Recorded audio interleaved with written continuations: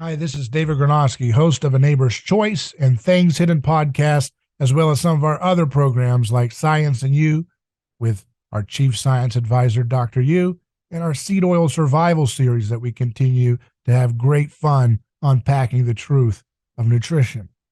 I wanted to give you a quick little message saying we appreciate all the support that we get from our uh, monthly contributors and our one-time donation supporters. And we'd encourage all of you to go to our website, a neighborschoice.com, click on contribute, and make a monthly pledge today, whether it's $1, $5, 15, 20, 50, whatever you want to do. Doesn't matter. Just be a part of building this new media project that we've developed to empower and inform, to inspire, to kickstart a scientific renaissance, an anthropological breakthrough and reformation in the church. All these things are possible with your support right now. So make that commitment today and help us keep doing the productions that we have. Thank you. Well, today we're going to have a fascinating discussion. I've got a first-time guest that has been doing some interesting things in media that we won't get into too much today.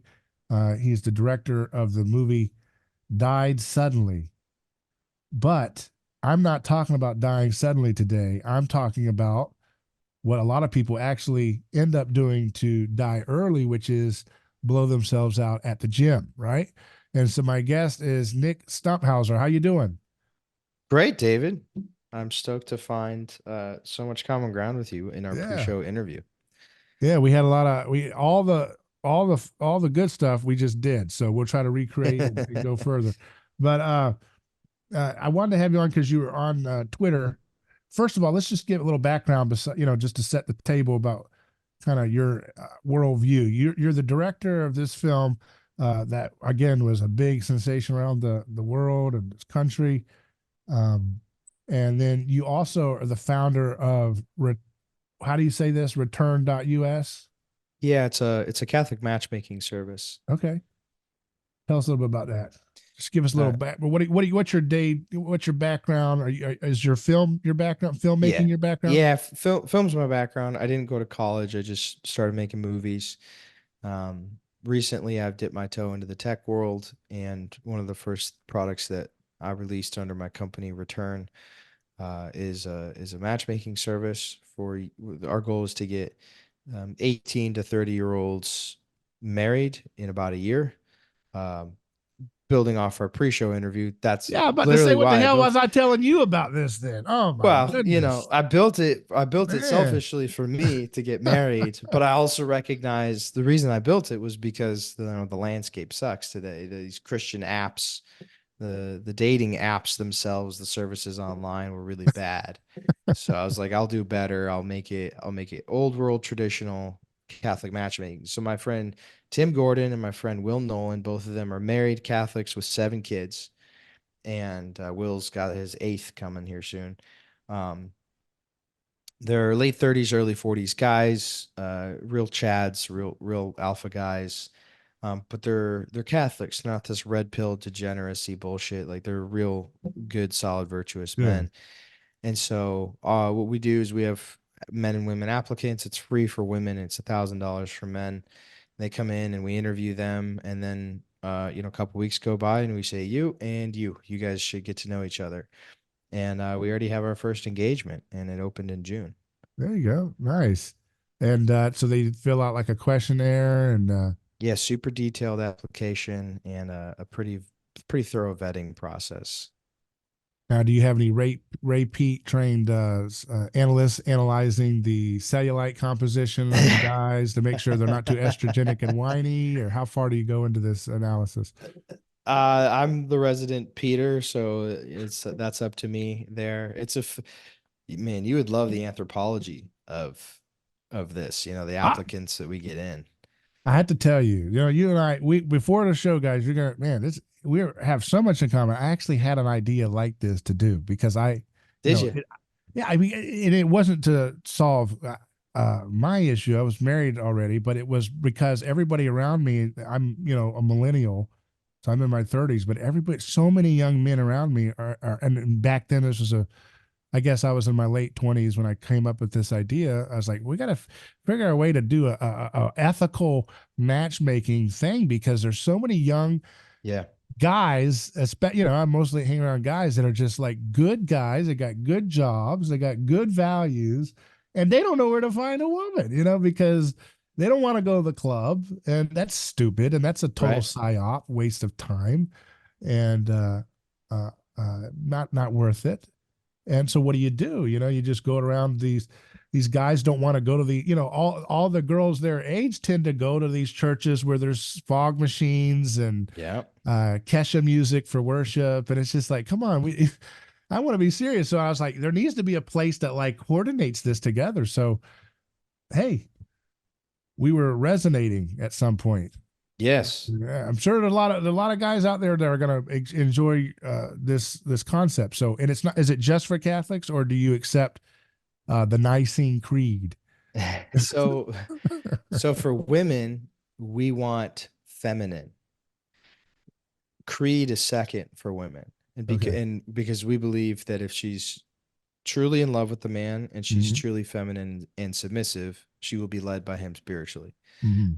So we'll accept you a woman if she's an atheist, agnostic, all the way up to Catholic. For the men, they have to be Catholic. Mm-hmm. Um, and then, so you accept atheists on the female side, and it's the idea that they're open to change or something, or The acceptance of a woman who's not a Catholic is exclusively if they're willing to become Catholic at their wedding. okay, I see. Yeah. So when you tell me a little bit about the anthropology that you were thinking there. I want to go there. This is interesting. We were supposed to talk about the gym, folks, but we're going to get into that. That your matchmaking comes with a gym membership, is that right? No. No, okay. No, but I just think you would appreciate the perception of the applicants have of themselves and of the potential mates that they think that they have access to in the world. One of the things I added to the application was on a scale of 1 to 10, tell us how attractive you think you are. And that was the quickest delusion calculator we ever found. Because you got threes and fours, men and women thinking they're 6, 7, 8, 9, tens. And a lot of these guys, you'll have an older guy, he's in his 30s or, late 30s, early 40s. He's balding, he's overweight, and he wants a 25-year-old virgin girl. And we're like, I'm sorry. How do you think this works? Like, you're not buying a human. You realize that, right? Like, you're not like scrolling, finding, and purchasing a human being. Like, Yeah, this is a matchmaking service. yeah. So for me, it's been an education in human psychology. Interesting. Yeah, we get into mimetic theory and Rene Girard, who was a Catholic. He was an anthropologist from Stanford. He passed away in 2015, and his mimetic theory is based on this discovery he made. He converted to Christianity intellectually first, and then spiritually, and he was very devout Catholic at that point all the way. But he basically came to a conclusion that the Bible is the key to all knowledge and that the Bible unlocks is the blueprint for the social sciences. Like everything about Oh, social wow. science that is true comes from the biblical anthology of the Bible. And Girard helps people see. I put it this way, and that Jesus says he's both Son of God and Son of Man. So if you Mhm. read the biblical text that reveals Christ, um, with only a theological lens in mind, you're not getting Jesus because Jesus is both fully God and fully man. So he should reveal the fullness of God, but he should also reveal the fullness of mankind and how we came to be and what we are and why we do the things that we do. So you should get a full, complete anthropological, breakdown and understanding in the biblical anthology. And so Girard helps you kind of get that Son of Man, human side of the revelation of the text, not just theology without the incarnational embodiment, right? So it's body and soul. And I think Girard has helped to create a breakthrough in anthropology that is essential for understanding current events today, and understanding where we're going and why we got here, and the immediate relevance that it would be for a concept like what you're talking about with your business is he talks about mimetic theory, which mimetic is a word that people are familiar with. They usually get it wrong because they attach it to meme theory, which is a stupid kind of Richard Dawkins kind Sure. of thing. Yeah. But mimetic theory is the idea that we desire what other people desire, so we copy the desires of our neighbor, and we want what other people seem to have because we don't value things intrinsically because of their intrinsic value. We value things mostly because of what other people that we value to be like uh, desire. So if you don't want a Mercedes Benz because of its intrinsic perfection, you want a Mercedes Benz most of the time because your neighbor that you want to be like has one, or I want this neighborhood because the people that I want to be like are in that neighborhood or in that zip code, or I want a wife or a husband that has X, Y, and Z attributes because the people that I see in life that seem to be most successful, whether it's a fictional character that would be an external mediator of desire, someone that you can't really come into contact with in a competitive way, or what Girard calls an internal mediator of desire, which is someone that's relatively close to you, whether physically in proximity because they're a neighbor, or they're close to you in terms of being like a competitive person. Maybe they're at your workplace or they're a rival in your industry, and you feel like you can actually compete with them. We desire things that, whether it's again a fictional character or a real person, we believe other people want. So you can see that with children where they grab an object that another child has, and the Right. child that had it first didn't really care about it, but now Yeah. he cares about it, that he's get somebody trying to take it from him.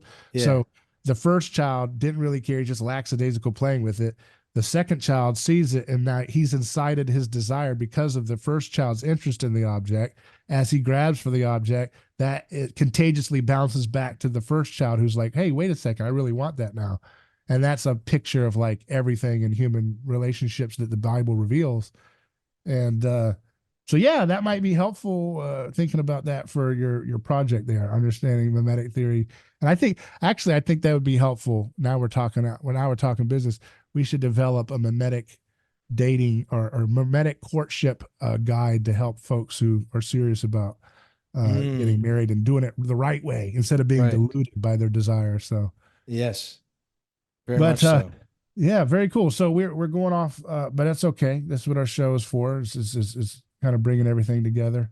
I wanted to talk a little bit with you. The thing I saw about on your Twitter or X is a comment you made about the gym and how the gym is not really something that mimics natural movements. And that's you said you used to be a gym bro, right?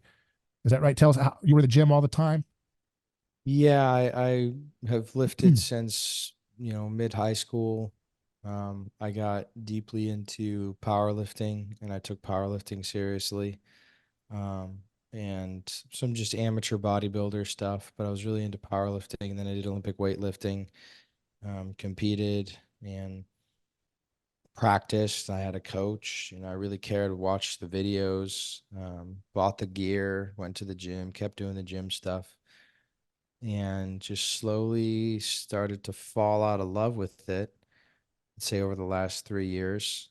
Um, and I found myself, the thought of going to the gym was exhausting. And, because I have this underlying understanding that Ray Peat's work provides, I can look at things through the lens of serotonin and that's a effect on meaningful activities and the stimulation of life energy and motivation. And whereas things that make you feel trapped or meaningless or repetitive tasks will often put the brakes on your metabolism in your life energy. And So I'm it's your not. perception. So even your perception of what you're doing at the gym can be a major inhibitor for your long-term health and achievements, right? Is Yeah, that and that's why, I don't really engage with anyone who comments on Twitter because like 99.9% of the time they miss the point. And so like I'll I think write that's the this. point of Twitter, is to miss Oh the my point. gosh. Yeah. So like I post this and people go, "Well, like I like lifting." Like that's cool. I If you like read the if you read the first sentence, you would understand that I was talking about me and not yeah, you. So that's okay. Uh but if it's meaningful to you, that's kind of my point, is that it's like I'm saying it's not meaningful to me. Well, why? Because the movements themselves are not applicable to my life. They're not meaningful. right. At Give an no example. Can point. you give some examples of what you mean? Okay, Like so the what about deadlifting? Isn't that a meaningful exercise? Don't you want to do that every day? Isn't that what every king does? well, so I used to do a lot of dancing. I was a swing dancer, and there's the move everybody knows is dirty dancing, where you show basically put your hands on the woman's hip bones as she runs towards you, and you press upward. So she's perpendicular to you above there, and that's a great move. It's very fun. I love dancing, and so a overhead press makes sense. A barbell overhead press would make sense, or a jerk, part of the clean and jerk. Okay, let's say you're not a dancer, and let's say you're just a guy, and you are going to the gym because you spend a lot of time on Instagram. And on Instagram, every guy who you think this is exactly the mimetic Yeah. desire, every guy who you see as more successful, who you want to be like, he's got abs and he's got big shoulders and huge biceps. And you think, okay, well, I guess in order for me to be the type of person that I want to be, I just got to stand in this gym and like curl weights and shoulder press and eat cubes of chicken. And my friend Tim Gordon is a philosophy uh, buff, a philosophy teacher, and brilliant guy. He put it well that everything has accidents and essence. If you're an Aristotelian, so everything has um, the form and the matter, right? Like its accidental properties, how it appears, and then its essential properties, what it is. And with weightlifting and with going to the gym, we have taken something that is predominantly just accidental properties, just mechanical movement, and we've made it an essential thing, an end in and of itself, Mm-hmm. as if a bicep curl has meaning. And it's this very Nietzschean idea that, like, specifically for men, being lean and chiseled and looking pretty is some important end that we should pursue. And you're like, well, why? And they're like, well, because beauty is good. So I agree with you, beauty is good. I agree with you. But if your mechanism for achieving what you're calling beauty is meaningless, repetitive behavior, then the end result can't be beauty. And that was the basis of my tweet, and it got some surprising amount of traction, and people were really upset and saying things like post physique, and so Well, I have to tell you, you put it very articulately, words that I viscerally felt about 15 years ago when I got tired of going to the gym too. So, I mean, you really put it well. I mean, and that's why I viscerally feel. I mean, even now I still go every now and then, but I never really get into it because you're right. It just doesn't, doing these arbitrary, especially, that's the thing. The thing, and I know you can go to these fancy, not fancies, but these bro gyms where they don't do it, but it's the mind numbing music that I yeah. can't take. I feel like my soul is dying every time I spend one more minute doing an exercise in that loud and horrible music. And because it's like this is not what I was meant to be as a human being, is sitting on a machine or doing an exercise or doing, like you said, a form that has no purpose for what I was made to be, what I was made to do. Because you Right. weren't made to be pretty. Yes, exactly. Yes. It's good if you're pretty, especially if you're a woman. Yeah. Like a Not so woman, much important with a man. not far That's less that's important. actually it's actually a sign of the undifferentiation of our society that so many men want to measure their sense of like success and identity based on the characteristics that we naturally tend to have It's a great point. afforded women, you It's a know? great So point. it's like, Funny how that works, that yeah, guys, you want them to be really, a guy is trying to win a beauty contest with a woman, the fairer sex. right, You're never going to be prettier than a woman. right. On the whole, the Right. male. It's true. Gym bro culture leads to transgenderism. You're right. Exactly. Well, it That's also the leads full, to homosexuality. Like, right. look, Yeah. Yeah. look, look at how The all of narcissist. it. Yeah. Yeah. Why? The joke is that you're not lifting weights to get girls. You lift weights, and the only attention you get is from other dudes. It's like, that's not a joke. That's reality. Yeah. It's true. Yeah. That's reality. And we were talking right before the show about the differences in perception of cultures Yeah. of what's masculine. And I think you are correct to say that throughout history, it was a man who took up a lot of volume, a lot of physical space. Yeah. He probably had good posture, Yeah. right? He wasn't a slouch, right? Yeah. Not like Igor. You don't want to be like Igor. It's not Igor. It's good Yeah. posture, Yeah. a lot of physical space, probably Yeah. broad shoulders. Yeah. And that's kind of it. Everything else was sort of and then like the honor, Yeah. the courage, all of Yeah. that stuff made him charming, and Yeah. women want him. So I put a quote tweet on that, which was trying to push back against this. People would read this and they would think like, oh, so are you saying we shouldn't be fit? You're saying we shouldn't be Yeah. active or do Yeah. activities? It's like, obviously no. Why? This, do I have to like explain this? Apparently I did. So I quote tweeted it and I said, the first man who ran a marathon ran the 26.2 miles to warn his kinfolk, the Greek kinfolk, of a very important war development. They were about to be fooled. He ran this entire way so that his kinfolk wouldn't be fooled and killed. You run marathons today Yeah. with no purpose Yeah. and no meaning. And so what you have to invent as meaning is I can wake up and do miserable things, and other people don't wake up and do miserable things. And to me, that is utterly vapid. That's a slave mindset. Yeah. And actually, you know, okay, so again, we've got a few different things going on here that you're unpacking here. We've got the undifferentiation of gender identity that Yep. gym bro culture is a part of.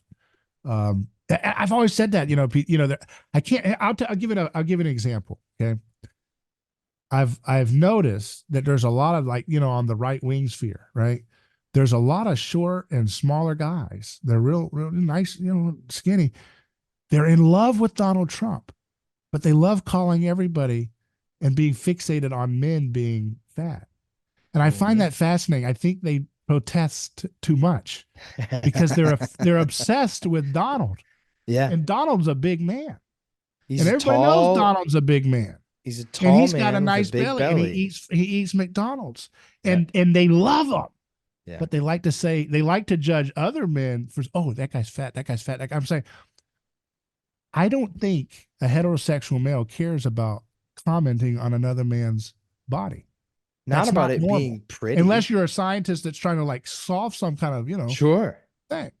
But But if you're not- really bothered by how another man's body looks, That's what women do. exactly. So you're becoming a woman, you know, and that's Yes. what I'm saying. I'm trying to say this nicely because this is a children's program. But we call this a Mr. Rogers, apocalyptic Mr. Rogers neighborhood for adults. That's what the name of this show should be. In fact, I think I'm gonna just change it in the RSS feed for everybody. But yeah, we're trying to be nice, trying to keep it friendly. But really, what does that say? And so here's the thing. It's like when conservatives take the reactionary bait to the left, embracing the fat is beautiful, they make a mistake, because the left's evil is that they're basically telling people to embrace PUFA poisoning and just Yes. embrace all the horrible things. And that's a terrible thing. It's a nightmare. It's like, just telling an alcoholic, just keep dousing alcohol. That's beautiful. You are beautiful. Just keep hitting that liver. Just keep hitting it. This is beautiful. Keep doing it. Keep doing it. It's insane. It's the mother feminine instinct gone insane and to a demented degree by malevolent forces pushing it that way, weaponizing the maternal instinct in a dangerous and evil anti-female way.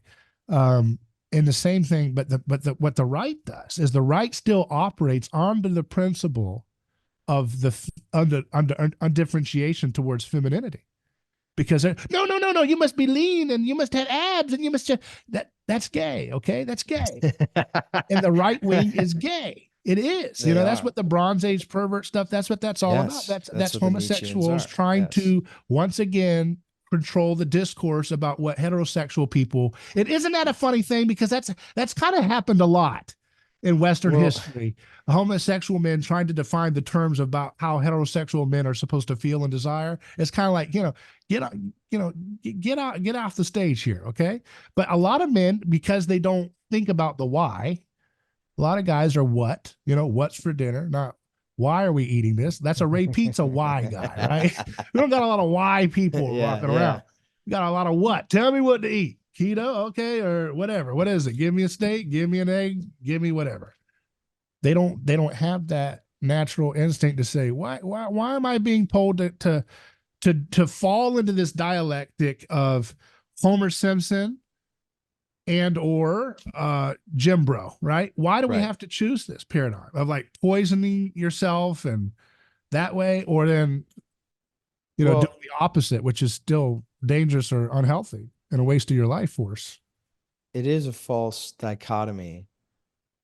I like that you point out that the reaction is equivalently gender dysphoric and homosexual in its own way. Yeah. And if people, this is one of the tweets in the thread, look at who made Mr. Olympia, Joe Weider. Look at where he comes from, maybe do an early life check. Look at the industry that blossomed out of Mr. Olympia. Every exercise device, every sculpting device, these classes, these machines, these pills, these supplements. And what is Mr. Olympia? What is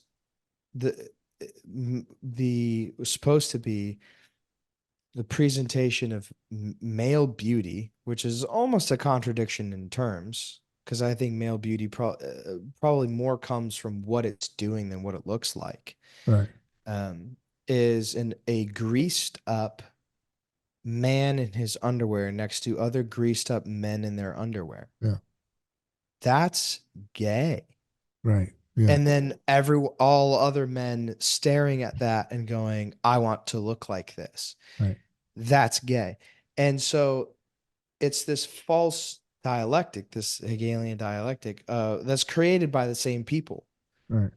The fat is beautiful, fat acceptance stuff. And then the opposite of that is greased up men in their underwear on stage. Yeah, Gerard puts it like, he talks about, you desire what your neighbor has, but you also, there's a mirror type of mimetic desire where you do the inverse of what your neighbor is doing because your neighbor is doing the other thing. So like if you're at a high school and everybody's country Western style dress, and you're looking at everybody and you're like, well, I'm goth, and you dress up as goth to distinguish yourself, you're still mimetically governed by the person that looks different on the outside. You're just kind of flipping it on an external level. But that's exactly what the right does. The right is the whiny little child in the back seat talking about, oh, you're fat and all that. It's like, no, man, you worship Donald Trump, dude. Just explain, just tell us what you really want to tell. Just get it out. Yeah. Spit it out, buddy. Spit it out. You're playing what you're doing, little right-wing little kids out there that want to talk about, a man's body size. You're fat. What you're doing is you're revealing your deep and abiding obsession with Donald Trump, and you're trying to collectively play hard to get with Donald Trump, who owns your mind space. You see him being so charismatic. You see him being so free. He's not bound by your considerations. Donald Trump is someone who truly owns and enjoys his sense of body. Yes. That's why he so joyfully makes fun of other people's fatness. That's why he says, I would never call Chris Christie a fat pig. You know, that's why he says that, because he is fully in control of his domain. Yes. He's not worried about, I really got to do crunches instead of preparing for whooping ass on this debate. He doesn't do that because he's not gay. He's not obsessed. Not gay. You know, and that's the thing, is like, there's a paradox there, right? There's a paradox there that people don't understand. And you talking about the gym culture thing really brings it to surface, you know? I think they also have commandeered what health means. Man, I love that you pointed out that it's the same thing on both sides, but it's a perceived opposite. Everyone on the right looks at this fat acceptance on the left and goes, that's not healthy. But then, in order to make sure that everyone on the right is also not healthy, they say that to be healthy is to look like Arnold Schwarzenegger, right, or Baywatch bikini models. That's a female standard of male health, and it's an impossible standard of male health, and both because even look back at the bodybuilders, the like 10 bodybuilders that existed before, because there were like 5 or 10 guys whose like carnival shtick was to be in really good shape. Right. That's like minimum requirement now for a guy to be hot. Yeah. You have to take steroids. You have to take SARMs. You have to do crazy shit to your body today as a man to come but that's close. Gay. I'm telling you, this is a very ethnocentric view of looking at the world. The vast majority of the world population does not think about this.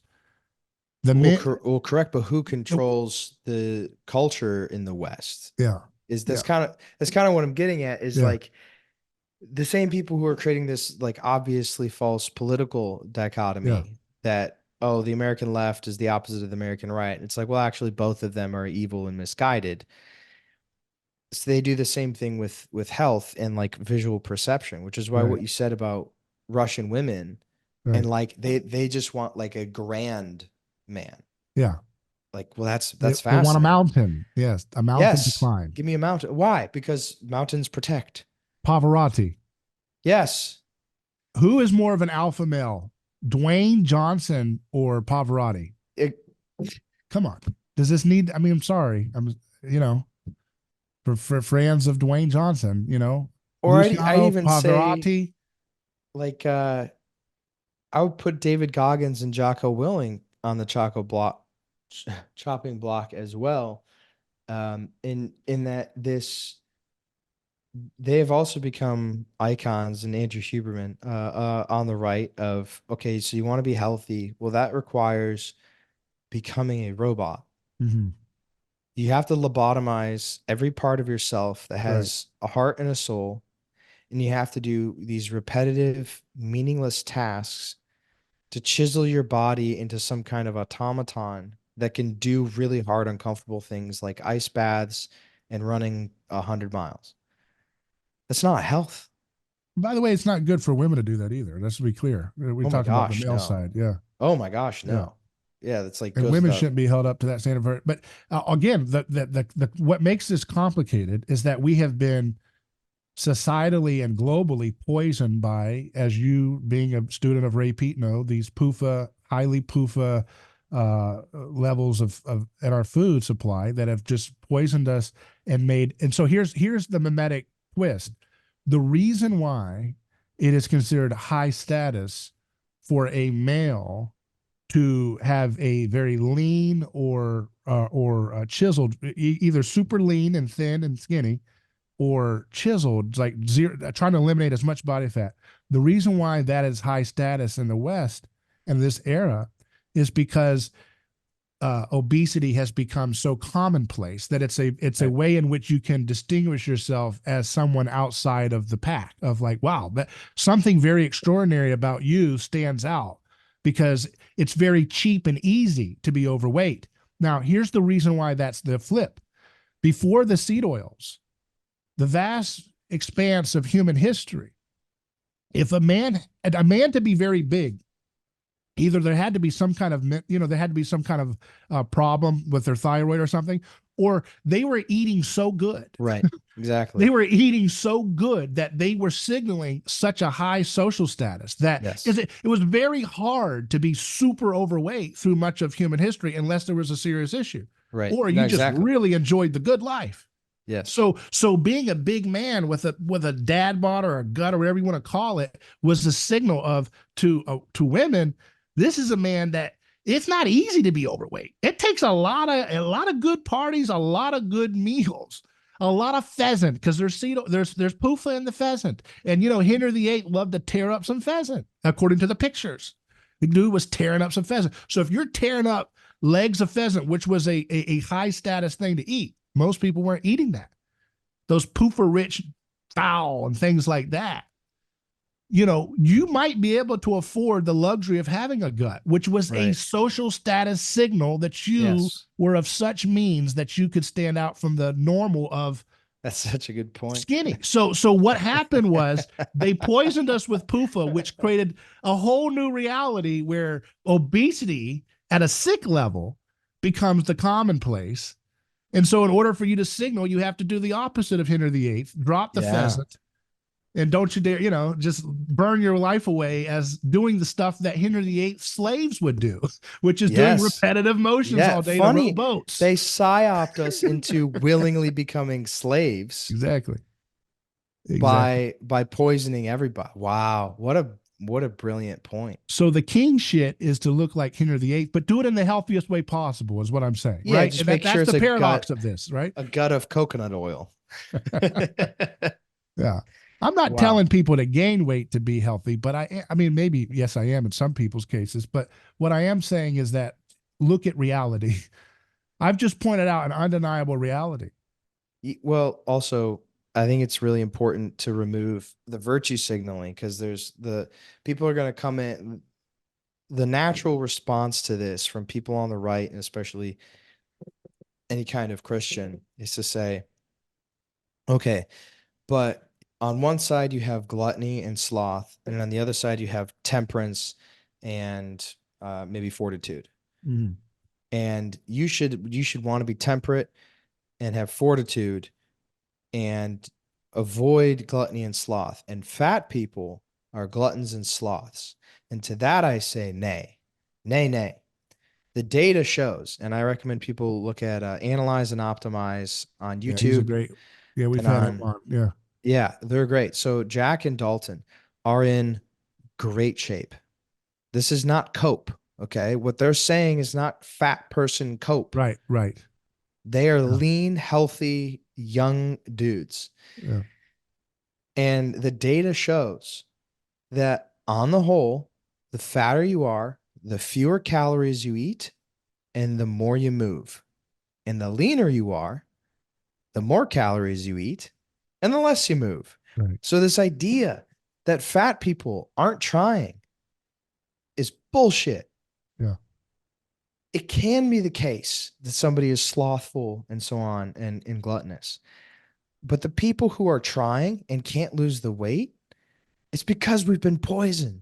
And the people that look like these Adonis characters, men and women, are either on performance enhancing drugs, have gotten body work done, or they have this genetic inertia that they didn't earn. But in that genetic inertia isn't even a sign of health, because as people have pointed out in the repeat adjacent space, people who are really efficient at burning PUFA as they eat it, so they don't store it as body fat, they're going to have a whole host of autoimmune disorders that are related to being a very efficient, quick burner, metabolizer of PUFAs. Am I correct there?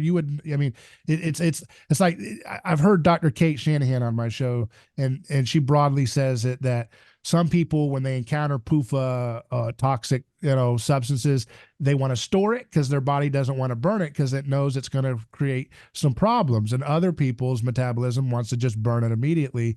And those two categories create different long-term chronic and acute problems. And so the matter is not. So here's the thing that we have to get clear. See here, and let's go back to that. So here's where our signaling is messed up. You're right.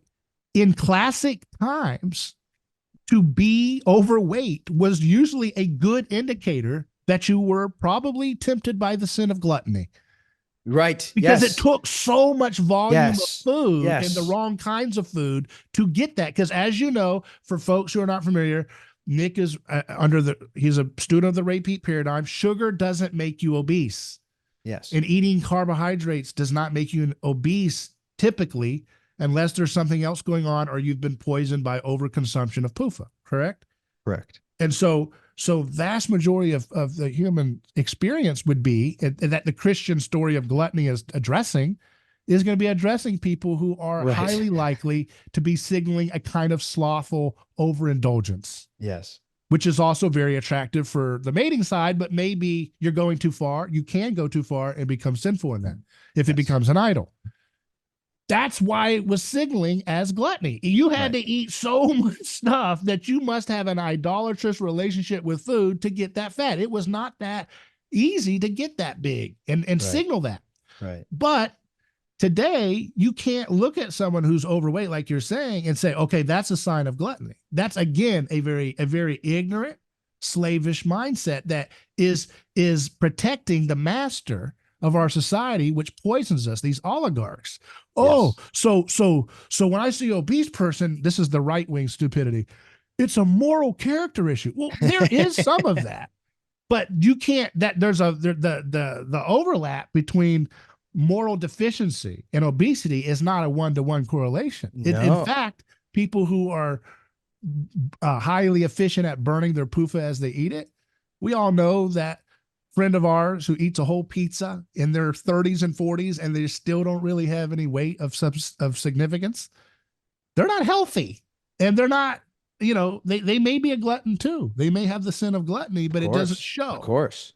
So the obesity is like an apocalyptic unveiling of what may be an issue with gluttony, but it doesn't necessarily mean it's so, Yeah, really, really great insight there. I think one of my favorite highlights that you said was the inversion of who the slave class was, or how you can know who the slave class is.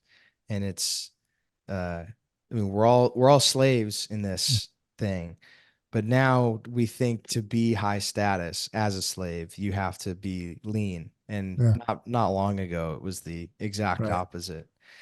Yeah, really, really quite brilliant. Because the form of poisoning they're doing manifests as obesity. So, I mean, how do you signal that you're super high status is like you're super, running your body through every maze possible to show that you're not poisoned like everybody else? It's kind of right. Because it's not even, I still think that like most people would agree, if you were to compare like classical obesity, healthy weight, and then super cut. You even said it yourself. Like women, when they're presented with this, they actually go for the dad bod. And I think there is something in the hind brain that knows, okay, like, all right, the obesity thing, this is unhealthy, but the cut thing, that's unhealthy too.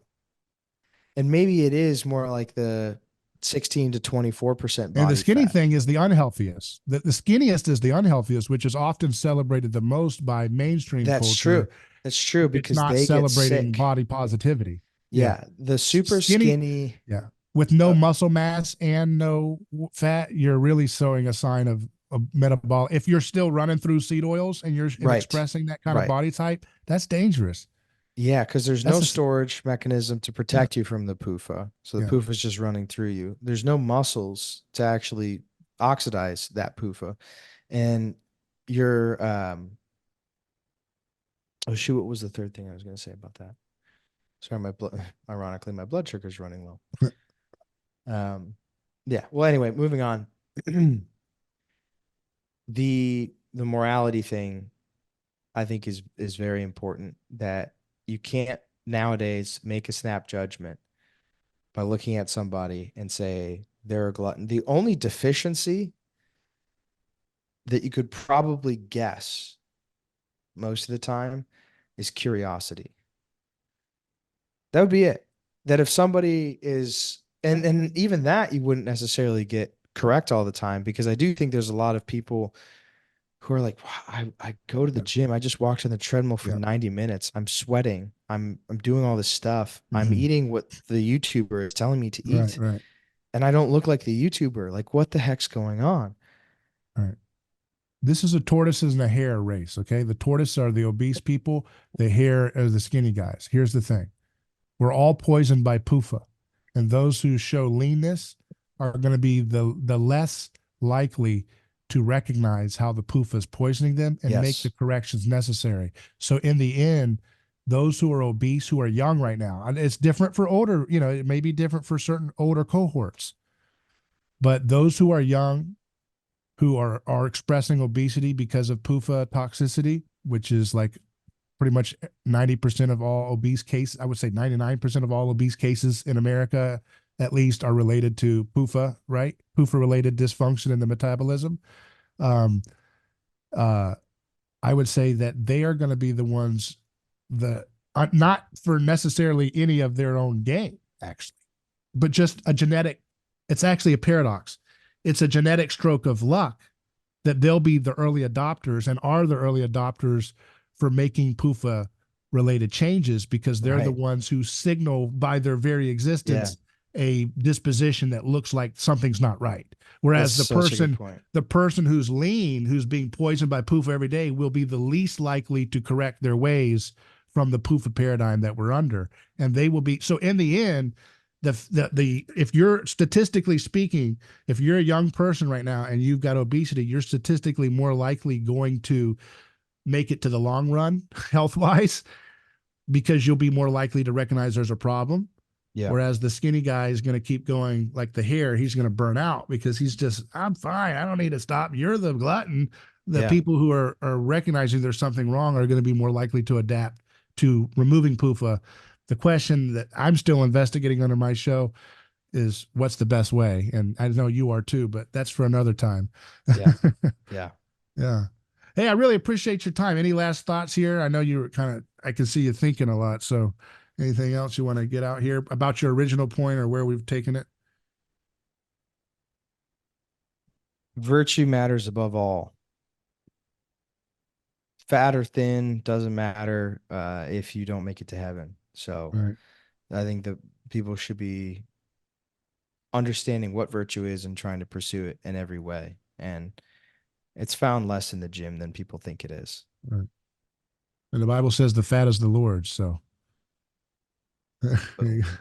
hey, what's that website again? Tell us your site again. I want to give, if people want to, if they're interested.